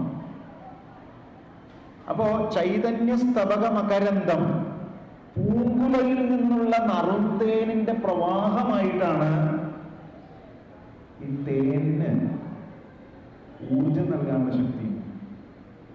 നമുക്ക് സാധാരണ കിട്ടുന്ന തേൻ എങ്ങനെയാണ്? തേനീച്ച കുടിച്ചുണ്ടാക്കിയിട്ട് അത് അവയിൽ വെച്ചിട്ട് അതിന്ന് നമ്മൾ ഊറ്റിയെടുത്തിട്ടുള്ള തേനാണ് നമ്മൾ. എന്നിട്ട് വരെ തേനിന് അതിൻ്റെതായ ഗുണങ്ങളുണ്ട്. അത് ഊർജദായകമാണ്, ക്ഷീണമകറ്റുന്നതാണ്, അല്ലെ? നമുക്ക് രക്തമൊക്കെ എന്തെങ്കിലും രക്തത്തിൽ ഹീമോഗ്ലോബിൻ്റെ ഒക്കെ കുറവുണ്ടെങ്കിൽ നമ്മൾ തേനൊക്കെ കഴിക്കണമല്ലോ. അപ്പൊ അങ്ങനെയൊക്കെയുള്ള വൈശിഷ്ട്യമുള്ളതാണല്ലേ. ആ വൈശിഷ്ട്യമുള്ള തേൻ തേനീച്ചകളിൽ നിന്ന് കിട്ടുന്നു. തേനീച്ച കുടിച്ചിട്ടുണ്ടാക്കിയതല്ല, സ്രോതസ്സിൽ നിന്ന് തന്നെ തരിക. അത്രയും നറുതേൻ തരിക. എങ്ങനെയാ? ശരിയായിട്ടുള്ള ആ ചൈതന്യസ്തവകം, ചൈതന്യമാകുന്ന പൂങ്കുലകളുണ്ടല്ലോ, ആ പൂങ്കുലകളിൽ നിന്നുള്ള നറുന്തേനിന്റെ പ്രവാഹമായിട്ടാണ് ആ ജഡന്മാർക്ക് ദേവിയുടെ അനുഗ്രഹം മാറിത്തീരുന്നത് എന്നർത്ഥം. ദരിദ്രാണാം ചിന്താമണി ഗുണനിക. ദരിദ്രന്മാരെ സംബന്ധിച്ചിടത്തോളം ചിന്താമണിയാണ്. ചിന്താമണി എന്ന് പറഞ്ഞാൽ ചിന്തിച്ചൊക്കെ നൽകുന്ന രത്നമാണ്. മണി എന്ന് പറഞ്ഞാൽ രത്നം എന്നുള്ളത്. അങ്ങനത്തെ മണിയല്ല, കിണികിണി അടിക്കുന്ന മണിയല്ല. മണി എന്ന് പറഞ്ഞാൽ രത്നം. അപ്പോ ദരിദ്രന്മാരെ സംബന്ധിച്ചിടത്തോളം ചിന്താമണിയാണ്, ചിന്തിച്ചതൊക്കെ നൽകാൻ സാധിക്കുന്നത്. ജന്മജലധവും നിമഗ്നാനം. ജന്മജലധിയിൽ ഈ ദരിദ്രന്മാരെന്ന് പറഞ്ഞാൽ നമ്മൾ ഒരു കാര്യം മനസ്സിലാക്കണം. കുറച്ച് കാശില്ല എന്നുള്ളത് മാത്രമാണ് ദാരിദ്ര്യം എന്ന് തെറ്റിദ്ധരിക്കരുത്. കാശില്ലാത്ത ദാരിദ്ര്യം വലിയ ദാരിദ്ര്യമല്ല. കാശില്ലെങ്കിലും ജീവിക്കാൻ നമ്മൾ കോവിഡ് കാലത്ത് ഉറപ്പിച്ചവരല്ലേ, അല്ലേ? കോവിഡ് കാലത്തൊക്കെ നമുക്ക് വീട്ടിൽ കൊണ്ടുവന്നു. കാശില്ലാത്തവരെ അസുഖമായിട്ട് തിരിച്ചുള്ളത്, കാശുള്ളവർക്കായിട്ട്. അപ്പോൾ ആ പണം എന്നുള്ളത് അല്ല ദാരിദ്ര്യത്തിൻ്റെ ഘടകം. നമുക്കൊരു സന്ദർഭത്തിൽ ഒരാളെ കുറിച്ച് ഒരു നല്ല വാക്ക് പറയണം. ആ വാക്ക് കിട്ടുന്നില്ലെങ്കിൽ ഒരു സങ്കടം ആലോചിച്ചു, അല്ലേ? അപ്പോ വാക്കിന്റെ ദാരിദ്ര്യം, വിദ്യയുടെ ദാരിദ്ര്യം, അത് വലിയ കഷ്ടമാണ്. അപ്പൊ ഏത് തരത്തിലുള്ള ദാരിദ്ര്യമായാലും ഇല്ലായ്മയെ, ഇല്ല എന്നുള്ളൊരു തോന്നൽ വന്നാൽ നമുക്കൊക്കെ കോംപ്ലക്സ് വരും, അല്ലേ? നമുക്കുണ്ടാവുക എന്ന് മാത്രമല്ല, കുറച്ചും കൂടി കൊടുക്കാനും കൂടി ഉണ്ടായാലേ നമുക്കൊരു ധൈര്യം വരുള്ളൂ. ഒരു യാത്രയ്ക്കൊക്കെ പോണ സമയത്ത് യാത്രയ്ക്ക് ബസ്സിന്റെ അല്ലെങ്കിൽ അതിനുള്ള ആ കൃത്യം കാശ് വെച്ചാൽ നമുക്ക് ധൈര്യം കുറവാണ്. അതിന് ചെറിയൊരു ധൈര്യം ഉണ്ടാവും. കുറച്ചും കൂടി കരുതിയാലേ നമുക്കൊരു ധൈര്യം ഉണ്ടാവും. വീട്ടില് ആ മാസത്തേക്കുള്ള ചെലവിനൊക്കെ ഉണ്ട്, എന്നാലും ഒരു ധൈര്യം കുറവ്. കുറച്ചും കൂടി ഉണ്ടെങ്കിലേ ധൈര്യം ഉണ്ടാവുള്ളൂ. ബാങ്കിൽ ഡെപ്പോസിറ്റ് ആയാലും അതെ, അവനവന് ജീവിക്കാനുള്ളതുണ്ട്, എന്നാലും ഒരു ധൈര്യക്കുറവ് അടുത്ത തലമുറയ്ക്കും കൂടി ഉണ്ടെങ്കിലും ധൈര്യവും. അങ്ങനെയാണ്. അപ്പോൾ ആ ദാരിദ്ര്യം എന്ന ചിന്ത നമ്മുടെ ഉള്ളിലുള്ളത് കൊണ്ടാണ് നമ്മൾ ദരിദ്രനാവുന്നത്. വാസ്തവത്തിൽ നമുക്ക് എത്ര കിട്ടിയാലും നമ്മൾ ദരിദ്രരാണ്. എത്ര കിട്ടിയാലും നമ്മുടെ ആവശ്യങ്ങൾ പെരുകുന്നത് കൊണ്ട് നമ്മൾ ദരിദ്രരാണ്. അതിന് പരിമിതിയുണ്ട്. 1 കോടി രൂപ ഇപ്പം കിട്ടിക്കഴിഞ്ഞാൽ അത് ചെലവാക്കാൻ ഒരു ബുദ്ധിമുട്ടുമില്ല. അത് ദാന്ന് പറഞ്ഞ പോലെ ചെലവായിരിക്കും എന്നുള്ളത്. അപ്പം അതുകൊണ്ട് ആ ദരിദ്രന്മാരെ സംബന്ധിച്ചിടത്തോളം ചിന്തിച്ചതൊക്കെ നൽകാൻ ഒരു ചിന്താമണി ഉണ്ടെങ്കിലോ. അതുകൊണ്ടാണ് ധ്രുവനോട് ചോദിച്ചു, ഭഗവാൻ ചോദിച്ചു എന്താണ് അനുഗ്രഹം വേണ്ടതെന്ന് ചോദിച്ചു അല്ലേ? ഭക്തി മതി, വിഷ്ണു ഭക്തി മതി. പ്രഹ്ലാദനോട് ചോദിച്ചു, വിഷ്ണു ഭക്തി മതി. കുചേലൊന്നും ചോദിച്ചിട്ടില്ല. കുചേലൻ ചോദിച്ചില്ല.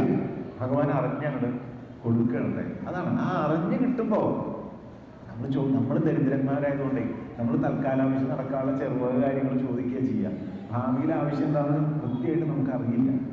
അപ്പം അത് അറിഞ്ഞു തരുന്ന ആളാണ് ഈശ്വരൻ അല്ലെങ്കിൽ ഈശ്വരി എന്ന് പറയുന്നത്. ചിന്തിച്ചത് അപ്പം നമുക്ക് കിട്ടാനുണ്ടെങ്കിൽ പല പല കാര്യങ്ങളാണ്. ബാങ്കിൽ കൊണ്ടിടേണ്ട കാര്യമില്ല, നമുക്ക് വീട്ടിലെടുത്ത് വെക്കാൻ സൗകര്യം ഉണ്ടാക്കേണ്ട കാര്യമില്ല. ഒക്കെ ഇങ്ങനെ വരികയാണെങ്കിൽ ആ ചിന്താമണിയാണ് സാക്ഷാൽ ദേവി എന്നർത്ഥം. ജന്മജലഭൗതിമഗ്നാനാം ദംഷ്ട്രാമുരരിപരാഹസ്യ ഭവതി. നമ്മളൊക്കെ അവിടെ ഇവിടെയൊക്കെ മുങ്ങി ചിലപ്പോൾ താഴാറുണ്ട്. പക്ഷെ അതിനേക്കാൾ അപ്പുറമാണ് ജന്മജലഭീതി. സംസാരമാം സാഗരത്തിൽ അംസാന്തം മുങ്ങലാസഖേ എന്ന് പറയും. സംസാരമായ സാഗരത്തില് തോട് വരെ മുങ്ങാണ്ട് നോക്കുക. തോട് വരെ മുങ്ങിക്കഴിഞ്ഞാൽ പിന്നെ നമുക്ക് ചവിട്ടി കയറാൻ ബുദ്ധിമുട്ടാണ്. വെള്ളം ചവിട്ട് കിട്ടില്ല. അതുവരെയൊക്കെ നമുക്ക് കയ്യും കാലിട്ടൊക്കെ അടിച്ച് രക്ഷപ്പെടാം. തോളിൻ്റെ അവിടെയും ബലം കുറഞ്ഞാൽ നമുക്ക് പതുക്കെ പതുക്കെ പതുക്കെ പതുക്കെ പിന്നെ ഇങ്ങനെ താണു. അപ്പോ ഈ സംസാരമാം സാഗരത്തിൽ തോൾവര മുങ്ങാതെ നോക്കുക എന്നുള്ളത് നമുക്ക് സാധ്യമാവുകയാണ് സജ്ജന സംസർഗം കൊണ്ടും സദ്ഗ്രന്ഥ പാരായണം കൊണ്ടും ജ്ഞാനം വളർത്തിയിട്ടുമാണ് അത് സാധിക്കുന്നത്. അപ്പോ ആ അംസാന്തം മുങ്ങിക്കഴിഞ്ഞാൽ പിന്നെ നമുക്ക് ഈശ്വരൻ മാത്രമാണ് രക്ഷ. അപ്പൊ ആ സംസാരമാം സാഗരത്തിൽ അംസാന്തം മുങ്ങിയിട്ടുള്ളവരെ വരാഹരൂപത്തിൽ ആ സാക്ഷാൽ ഭൂമിയെ ഭഗവാൻ ഉദ്ധരിച്ച തേറ്റ പോലെ, വരാഹത്തിന്റെ തേറ്റ പോലെയാണ് ആ ദേവി. നമുക്ക് ആ അംസാന്തം വരെ മുങ്ങിയാൽ പിന്നെ നമ്മളെ ഉയർത്താൻ പാകത്തിനുള്ള ആ വരാഹമൂർത്തിയുടെ തേറ്റയായി ഭവിക്കുന്നത് സാക്ഷാൽ ദേവിയുടെ ആ ശക്തി തന്നെയാണ് എന്നുള്ളത് മഹിമയായി പറഞ്ഞിട്ടുണ്ട്. ഈ ശ്ലോകത്തിന്റെ പ്രത്യേകത കൊണ്ട് അതിന്റെ ശ്ലോകം തന്നെ അവിദ്യാനാം അന്തസ്ഥിമിര വിഹിരദ്വീപ നഗരി എന്നല്ലേ ശ്ലോകം തന്നെ. അതുകൊണ്ട് ജ്ഞാന സമ്പാദനത്തിന് ഏറ്റവും വിശേഷമായിട്ടുള്ള മന്ത്രം ആണ് ക്ലീം എന്നുള്ളതാണ് ഇതിന്റെ ബീജാക്ഷരം എന്നുള്ളത്. പ്രത്യേകിച്ച് വേദജ്ഞാനം ലഭിക്കാൻ വളരെ വിശേഷമാണ് എന്ന് പറഞ്ഞാൽ ഭൗതിക ജ്ഞാനത്തെക്കാൾ ആധ്യാത്മികമായ ജ്ഞാനം ലഭിക്കാൻ വിശേഷമാണ് ഈ അവിദ്യാനാം അന്തസ്ഥിമിര വിഹിരദ്വീപ നഗരി എന്ന് പറയുന്ന ആ ശ്ലോകം. അടുത്തത് അതിമനോഹരവും അത്യന്തം ഉദാത്തവും ദേവിയുടെ മഹിമ ഏറ്റവും വിശദമായിട്ട് ചുരുക്കരൂപത്തിൽ വർണ്ണിച്ചിട്ടുള്ളതുമായ ശ്ലോകമാണ് എന്ന് കാണുന്നു. പാണിഭ്യാം അഭയവരദോ ദൈവതഗണ ത്വമേകാ നൈവാസി പ്രകടിതവരാഭീത്യഭിനയാ ഭയാത്രാതും ദാതും ഫലമപി ച വാഞ്ഛാസമധികം ശരണ്യേ ലോകാനാം തവ ചരണൗ ഏവ നിപുണൗ ത്വദന്യ പാണിഭ്യാം അഭയവരദോ ദൈവതഗണ ത്വമേകാ നൈവാസി പ്രകടിതവരാഭീത്യഭിനയാ ഭയാത്രാതും ദാതും ഫലമപി ച വാഞ്ഛാസമധികം ശരണ്യേ ലോകാനാം തവ ഹി ചരണൗ ഏവ നിപുണൗ. ത്വമന്യഃ, അല്ലയോ മഹാമായേ, അല്ലയോ ദേവി, അല്ലയോ പരാശക്തി, അവിടുന്ന് അല്ലാത്തവർ. ത്വതന്യഃ, അത് മറ്റ് ദേവിമാരാവട്ടെ മറ്റ് ദേവന്മാരാവട്ടെ ആരുമാവട്ടെ. പൊതുവെ നമ്മൾ 33 ദേവന്മാരെന്നൊക്കെ പറയാറുണ്ട് അല്ലേ? പിന്നെ ദേവിമാരെ സംബന്ധിച്ചിടത്തോളാണെങ്കിൽ നവദുർഗാ സങ്കല്പമുണ്ട്, അഷ്ടലക്ഷ്മി സങ്കല്പമുണ്ട്, അതിലേറെ ദേവിമാരുണ്ട്. നമുക്ക് 108 ദേവിമാരൊക്കെ ഉണ്ട് എന്നുള്ള സങ്കല്പമുണ്ട് ഒക്കെ.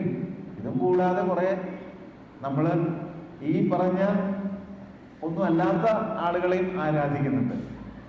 പ്രത്യക്ഷത്തിൽ നമ്മൾ കാണുന്ന ആളുകളോടൊക്കെ ദൈവഭാവത്തിന് നമ്മൾ പെരുമാറാറുണ്ട്.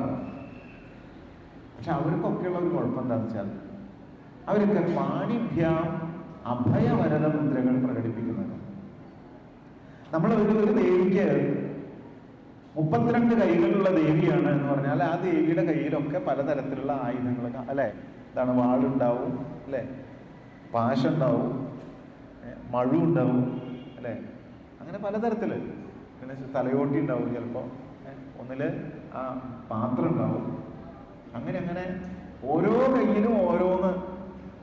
അതൊക്കെ ഓരോരോ കാര്യങ്ങൾ ഞാൻ യോഗ്യയാണ് എന്നുള്ളതിന്റെ തെളിവാണെന്നാണ് പറയുന്നത്. നിങ്ങൾ ഈ കാര്യത്തിനൊക്കെ എൻ്റെ അടുത്തേക്ക് വന്നോളൂ എന്നുള്ളതിന്റെ തെളിവാണെന്നുള്ളതാണ്. 4 കൈകൾ ഉള്ള ദേവന്മാരായിട്ടാണ് നമ്മൾ സങ്കല്പിക്കുക. കാരണം നമുക്കൊക്കെ 2 കൈകളുള്ളൂ. അപ്പോൾ അത് പോരാ. 4 കൈകളുള്ള ആളുടെ അടുത്ത് എന്നാലേ നമ്മുടെ കാര്യം നടക്കുള്ളൂ എന്നുള്ള ഒരു വിശ്വാസം കൊണ്ടാണ് നമ്മൾ ചതുർബാഹുവായിട്ട് ഈശ്വരന്മാരെ അവതരിപ്പിക്കുന്നത്. അപ്പോൾ അവരാണെങ്കിൽ കുറച്ചും കൂടി നമ്മുടെ കാര്യം നടത്താൻ പോരും എന്ന ഒരു വിശ്വാസമാണ്. അങ്ങനെ ആ പാണിഭ്യാം അഭയവരദ മുദ്രകൾ, ഈ ഇടത്തെ കയ്യില് വരദമുദ്രയാണ്. വരം കൊടുക്കുക എന്ന് പറഞ്ഞാൽ വലിയ വിഷയമൊന്നുമില്ല എന്നാണ്. കുറച്ചും കൂടി സാധിക്കുന്ന ഒരു കാര്യമാണ് വരം കൊടുക്കുക. ചോദിച്ചത് കൊടുക്കുക. ഇല്ലെങ്കിൽ ഞാൻ പറ്റുമോ, എൻ്റെ ഡിപ്പാർട്ട്മെന്റ് അല്ലാന്ന് പറഞ്ഞ് ഒഴിവില്ല, അതെനിക്ക് പറ്റില്ല, വേറെ വല്ലതും ചോദിക്കുമെന്ന് പറഞ്ഞു. ദേവിമാരായിട്ട് പറഞ്ഞു ചെയ്യാം. ബ്രഹ്മാവിനോട് ചോദിച്ചാണ് എന്നെ കൊല്ലാൻ പറ്റില്ല, ആർക്കും പാടില്ല എന്ന് പറയുമ്പോൾ ബ്രഹ്മാവ് അത് പറ്റില്ല, ആരെങ്കിലും ഒന്ന് കൊല്ലും, പക്ഷെ അതിന് എന്തെങ്കിലും ഒരു പ്രതിവിധി അല്ലെങ്കിൽ ഒരു ഉപാധിയൊക്കെ വയ്ക്കാം എന്ന് പറഞ്ഞു. അപ്പോ ആ വരം കൊടുക്കാൻ അതാണ് ഇടത്തെ കൈകൊണ്ട് വരം കൊടുക്കും. പക്ഷെ അഭയം എന്ന് പറഞ്ഞ് കുറച്ചുകൂടി പണിയുണ്ട്. അഭയമുദ്രയ്ക്ക് ഇങ്ങനെ വേണം. അത് അഭയം എന്ന് പറഞ്ഞാൽ ഞാൻ രക്ഷിച്ചു കൊള്ളാൻ പറ്റും. ആ രക്ഷിച്ചു കൊള്ളുക എന്ന് പറയുമ്പോ ആദ്യം അവനവനെ രക്ഷിക്കാൻ പറ്റും. എന്നെ രക്ഷിക്കാനുള്ള പ്രാപ്തി എനിക്കുണ്ടെങ്കിൽ എന്നെ ആശ്രയിച്ചു വരുന്നവരെ രക്ഷിക്കാനുള്ള പ്രാപ്തി എനിക്കുണ്ടാവും. അപ്പൊ സ്വരക്ഷയും ആത്മരക്ഷയും തൻ്റെ ഒപ്പമുള്ളവരെ രക്ഷിക്കുകയും തന്നെ ആശ്രയിച്ചു വരുന്നവരെ രക്ഷിക്കുകയും ചെയ്യുക. അതാണ് ശ്രീരാമൻ പറഞ്ഞ. മറ്റുള്ളവർ പറഞ്ഞു അതെ ഇവരൊക്കെ ചതിക്കും. വിഭീഷണൻ വന്നപ്പോ പറഞ്ഞു ഇത് ആ രാക്ഷസ രാജാവിന്റെ അനുജനാണ്, കുലസ്വഭാവം കാണിക്കും, അങ്ങേ ചതിക്കും എന്ന് പറഞ്ഞപ്പോ ശരണാഗത രക്ഷണം പരമോ ധർമ്മ എന്നാണ് രാമൻ. അപ്പോ മാത്രല്ല രാമനെ ഇറങ്ങുമ്പോ തന്നെ where there is a will there is a way എന്നുള്ളത് കൊണ്ട് ആ വില്ല് മുറുക്കം പിടിച്ചിട്ടാ വന്നത്. കാട്ടിലേക്ക് ആണെങ്കിലും ആദ്യം തന്നെ രക്ഷിക്കണം, തൻ്റെ ഒപ്പമുള്ള സീതയെയും ലക്ഷ്മണനെയും രക്ഷിക്കണം, പിന്നെ തന്നെ ആശ്രയിച്ചിട്ടും കാട്ടിലാണെങ്കിലും വരും. മഹാന്മാരെ ആശ്രയിക്കാൻ കാട്ടിലാണെന്ന് വേണ്ട, നാട്ടിലാണെന്ന് അല്ലെ, കിടക്കണ സ്ഥലത്ത് ചിലപ്പോ വാതിലടച്ചിട്ട് കിടന്നാൽ വരെ വരും, തട്ടി വിളിച്ചിട്ട് വരും. അതാണ്. അപ്പോ അത് മഹാത്മാക്കള് ചെയ്യാൻ ബാധ്യസ്ഥരാണ്. അപ്പോ എല്ലാറ്റിൻ്റെയും നിയന്താവായിട്ടുള്ള ഈ ദേവി മാത്രമാണ് ഈ പാണികളിൽ അഭയവരദ മുദ്രകൾ പ്രകടിപ്പിക്കാത്തത് എന്നാണ് പറയുന്നത്. ദേവിക്കത് പ്രകടിപ്പിക്കേണ്ട കാര്യമില്ല. മറ്റുള്ളവരുടെ ഞാൻ നിന്നെ രക്ഷിച്ചോളാം, ഞാൻ നിനക്ക് ഇഷ്ടമുള്ളത് തന്നോളാം എന്ന് അവർ പറയും. കാരണം എന്താ, അവർക്ക് കുറച്ച് പൂജയും ബഹുമാനമൊക്കെ കിട്ടണം ആഗ്രഹം. പക്ഷേ ദേവിയെ സംബന്ധിച്ചിടത്തോളം അങ്ങനെ ആഗ്രഹങ്ങളൊന്നുമില്ല. കാരണം എല്ലാം നേടിക്കഴിഞ്ഞ ആളാണ്, എല്ലാം ആണ്. എന്താണോ എല്ലാം ആയിട്ടുള്ളത് ആ ആൾക്ക് പിന്നെ ആഗ്രഹം ഉണ്ടാവും. അപ്പൊ ദേവി ഈ മുദ്രകളോ രൂപമോ പോലുമില്ല. പല രൂപങ്ങൾ എടുക്കുന്നു എന്ന് മാത്രം. അപ്പൊ രൂപം തന്നെ ഇല്ല. അതുകൊണ്ടാണ് നമ്മൾ രൂപപ്പെടുത്താൻ വേണ്ടിയിട്ടാണ് വാൽക്കണ്ണാടിയിലാണ് കലമാന്റെ കൊമ്പ്, അല്ലേ? പിന്നെ നമുക്ക് വേണമെങ്കിൽ കല്ല് തന്നെ വെച്ചിട്ട് നമ്മൾ ആരാധിക്കുന്നു. അത് നമ്മളാണ് രൂപം ഉണ്ടാക്കിയെടുക്കുന്നത്. അപ്പൊ ത്വതന്യ പാണിഭ്യാം അഭയവരതോ ദൈവതഗണ. മറ്റ് ദേവഗണങ്ങളൊക്കെ തന്നെ പാണികളിൽ, കൈകളിൽ അഭയവരത മുദ്രകൾ പ്രകടിപ്പിക്കുന്നവരാണ്. ഞാൻ രക്ഷിച്ചു കൊള്ളാം, ഞാൻ അഭയം നൽകിക്കൊള്ളാം എന്ന് പറയുന്നവരാണ്. ത്വമേകാനൈവാസി പ്രകടിത വരാഭീത്യഭിനയ. അവിടുന്ന് ഒരാൾ മാത്രമാണ് അഭിനയം കൊണ്ട് ഈ വരം നൽകാം അല്ലെങ്കിൽ രക്ഷിക്കാം എന്ന് പ്രകടിപ്പിക്കാത്ത, അഭിനയിച്ച് പ്രകടിപ്പിക്കാത്ത ഒരാൾ, മുദ്ര കാണിക്കാത്ത ഒരാൾ അവിടുന്ന് മാത്രം. അപ്പോൾ ശരിക്ക് പരാശക്തിയുടെ പൂജയിലും ചിലപ്പോ മുദ്രയുടെ പോലും ആവശ്യം. മനസ്സ് മതി. ആ മനസ്സുകൊണ്ട് തൻ്റെ പൂർവാശ്രമത്തിന്റെ ആ ഉപാസനയുടെ സിദ്ധി കൊണ്ടാണ് സാക്ഷാൽ ഗജേന്ദ്രൻ ഉണ്ടല്ലോ, ഇന്ദ്രദ്യുമ്നൻ എന്ന് പറയുന്ന രാജാവ്.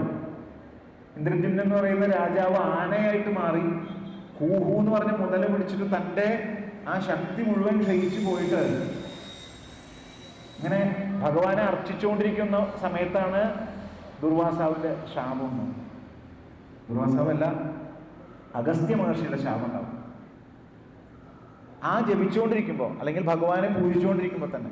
അതുകൊണ്ട് തന്നെ ഈ ഹൂഹു എന്ന് പറഞ്ഞ മുതലേക്ക് പിടിച്ച് തൻ്റെ അഹങ്കാരം മുഴുവൻ ശമിച്ചു കഴിഞ്ഞ് ഇനിയൊരു രക്ഷ ഭഗവാനാണെന്ന് കണ്ടതോട് കൂടിയിട്ട് ആ കുളത്തിൽ നിന്ന്, പൊയ്കയിൽ നിന്ന് താമരപ്പൂക്കൾ അർച്ചിക്കുകയാണ്. ഇങ്ങനെ പൊട്ടിക്കണോ അർച്ചിക്കണോ, ഒരു യാന്ത്രികമായിട്ട് എന്ന് പറഞ്ഞാൽ മനഃപൂർവ്വം ചെയ്ത പോലെയല്ല, അങ്ങനെ അങ്ങോട്ട് അർച്ചിക്കുകയാണ്.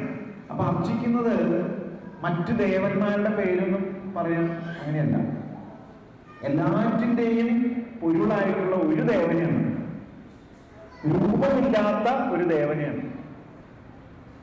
അപ്പോ ബ്രഹ്മാവിനെ എന്നെയല്ല വിളിച്ചത്, ശിവനെ എന്നെയല്ല വിളിച്ചതെന്ന് പറഞ്ഞു.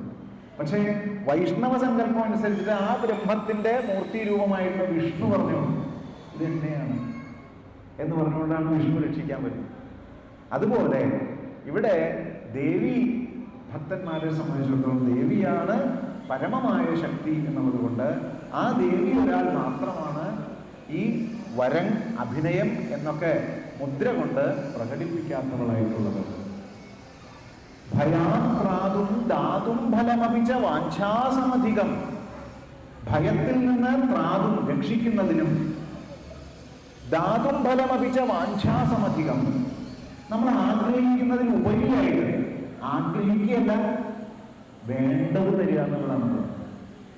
ആഗ്രഹിച്ചത് തന്നാൽ പിന്നെ അടുത്ത ആഗ്രഹം കിട്ടുള്ളൂ. അപ്പോ വേണ്ടത് വേണ്ട സമയത്ത് വേണ്ട പോലെ നൽകുക, അതിനൊരു കുറവുമില്ലാതെ നൽകുക. ആ ഭയാത്രാതും ദാതും ഫലമപിച്ച വാഞ്ചാസമധികം ശരണ്യം. അല്ലയോ ശരണമടയാൻ യോഗ്യരായിട്ടുള്ളവളെ. ശരണമടഞ്ഞാൽ തള്ളില്ല എന്ന് ഉറപ്പുകൂടിയുണ്ട്. ശരണാഗത വത്സലയാണ് ശരണ്യേ. ലോകാനാം തവഹി ചരണവും ഏവ നിപുണവും. അങ്ങനെ ശരണമടയുന്നവർക്ക് ശരിയായ രീതിയിൽ നമുക്ക് ഭയത്തിൽ നിന്നും സംരക്ഷണം ലഭിക്കുന്നതിന്, ശരിയായ രീതിയിൽ നമുക്ക് വേണ്ട സമയത്ത് വേണ്ടതുപോലെ വിദ്യ വേണ്ടിടത്ത് വിദ്യ, ധനം വേണ്ടിടത്ത് ധനം, ശക്തി വേണ്ടിടത്ത് ശക്തി, അല്ലേ? നമ്മൾ അങ്ങനെയല്ലേ പറയാ, രൂപം ദേഹി, ജയം ദേഹി, യശോദേഹി, വിശോദേഹി എന്നൊക്കെ നമ്മൾ ഇതെടുത്ത് പറയും. ശത്രുക്കള് പോണം കൂടി പറയും. അപ്പൊ അങ്ങനെയൊക്കെയുള്ള എല്ലാ ആവശ്യങ്ങളും അതത് സന്ദർഭങ്ങളിൽ നടത്തി തരുന്ന ആ ദേവിയുടെ ചരണമൊന്ന് മാത്രമാണ് നിപുണമായിട്ടുള്ളത് ശരണമടയാൻ എന്ന് ഈ ശ്ലോകത്തിൽ പറഞ്ഞു വയ്ക്കാം. ഈ ശ്ലോകത്തിൻ്റെ ഏറ്റവും വലിയ മഹാത്മ്യം എന്ന് പറയുന്നത് നമുക്ക് എല്ലാ തരത്തിലുമുള്ള രോഗങ്ങളുടെ ശമനത്തിന് ഒന്ന് ആത്മവിശ്വാസമാണ് എല്ലാ രോഗങ്ങളെയും നശിപ്പിക്കുന്നത്. വിശ്വാസമില്ലെങ്കിലോ ഒരു മരുന്ന് കഴിച്ചിട്ട് കാര്യമില്ല. അപ്പൊ ഇതോടുകൂടി നമുക്കൊരു വിശ്വാസമായി നമ്മളെ ഏതാപത്തിൽ നിന്നും രക്ഷിക്കാൻ ഒരാളുണ്ട്, നമുക്ക് എന്താവശ്യവും നടത്തി തരാൻ ഒരാളുണ്ട് എന്ന് പറഞ്ഞാൽ പിന്നെ ഇതിൽ പറയുന്ന സമാധാനം എന്താണ്? അപ്പൊ രോഗം വരിക. ഈ സമാധാനക്കേട് കൊണ്ടാണ് രോഗം ഉണ്ടാകുന്നത് പലപ്പോഴും. അപ്പോ അതുകൊണ്ടാണ് രോഗശാന്തിക്ക് ഈ ശ്ലോകം ജപിക്കാൻ പറയുന്നത്. ദും എന്നുള്ളതാണ് ഇതിന്റെ ബീജാക്ഷരമായിട്ട് പറയുന്നത്. അതുപോലെ തന്നെയാണ് ഇതിൽ പറഞ്ഞു വയ്ക്കുന്നത് പോലെ തന്നെ ഭയത്തിൽ നിന്ന് പലതരം ഭയമാണ് ആളുകൾക്ക്. പലതരം ഭയം, അത് എടുത്തു പറയേണ്ട കാര്യം ഓരോരുത്തരുടെ ഉള്ളിൽ എല്ലാം ഭയമാണെന്ന് അറിയാമല്ലോ. ആ ഭയം ഇല്ലാതെയാവും. ഭയം ഉണ്ടായാൽ നമുക്കൊരു കാര്യം മര്യാദയ്ക്ക് ചെയ്യാൻ പറ്റില്ല, ചെയ്യണതൊക്കെ പഴയും. അതാണ്. അപ്പോൾ ആ ഭയത്തിൽ നിന്ന് മോചനത്തിന് പിന്നെ ഈ പറഞ്ഞ പോലെ വേണ്ട സമയത്ത് വേണ്ടതുപോലെ വേണ്ട കാര്യങ്ങൾ ചെയ്യാനുള്ള അതെന്താണോ അത് നമുക്ക് കിട്ടുക. അപ്പം നമ്മുടെ ദാരിദ്ര്യം ഇല്ലാണ്ട് എന്ന് പറഞ്ഞാൽ സമ്പത്ത് എന്ന് പറഞ്ഞാൽ അതാണ് ശരിക്കും. അല്ലാതെ കുറേ സ്വർണ്ണം എടുത്ത് വെച്ചിട്ടുണ്ട് എന്ന് പറഞ്ഞിട്ടോ സ്വർണ്ണം ഉണ്ടായിട്ട് നമുക്ക് ചിലപ്പോൾ വെള്ളം പോലും കുടിക്കാൻ പറ്റില്ല.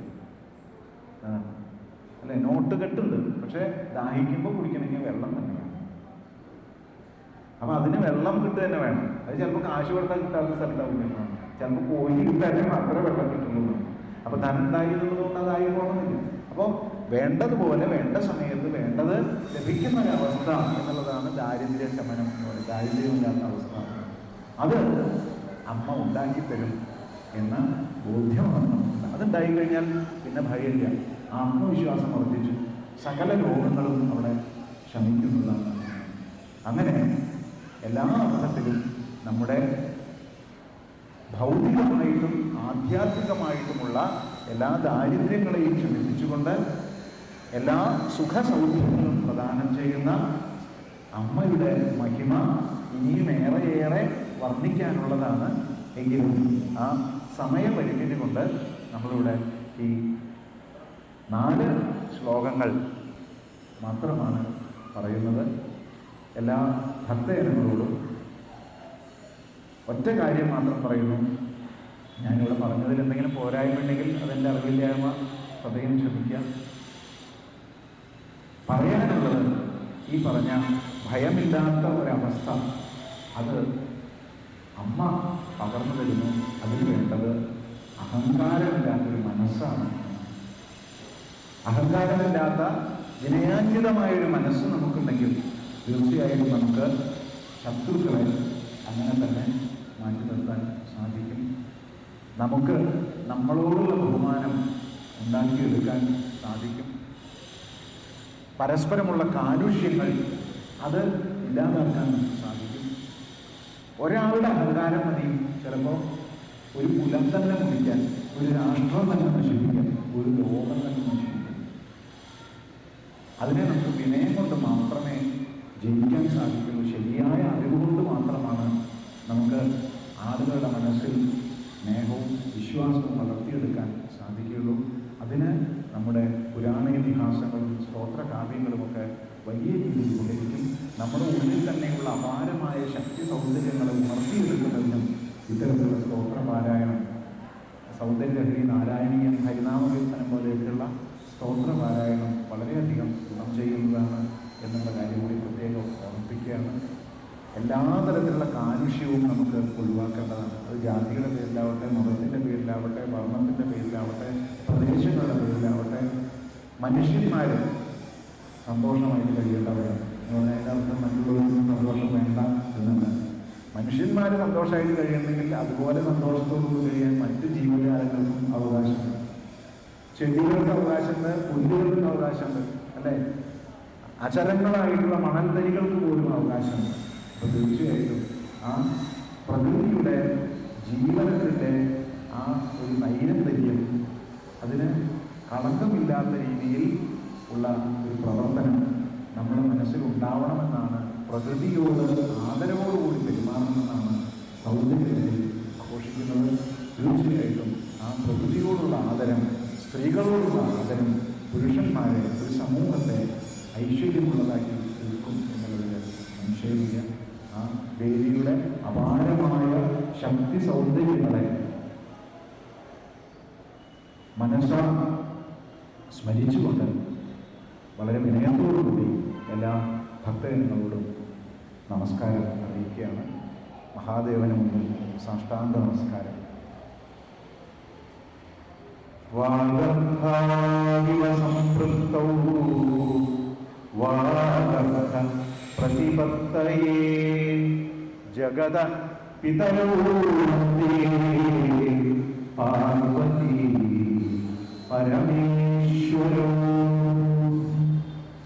കായേന വാചാ മനസേന്ദ്രിയേണ ബുദ്ധ്യാത്മനാ വാ പ്രകൃതൈ സ്വഭാവാത് കരോമി യദ്യത് സകലം പരസ്മൈ നാരായണായ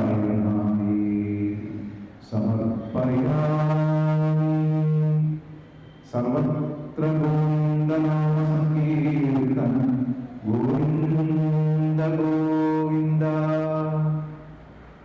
ഓം നമഃ ശിവായ.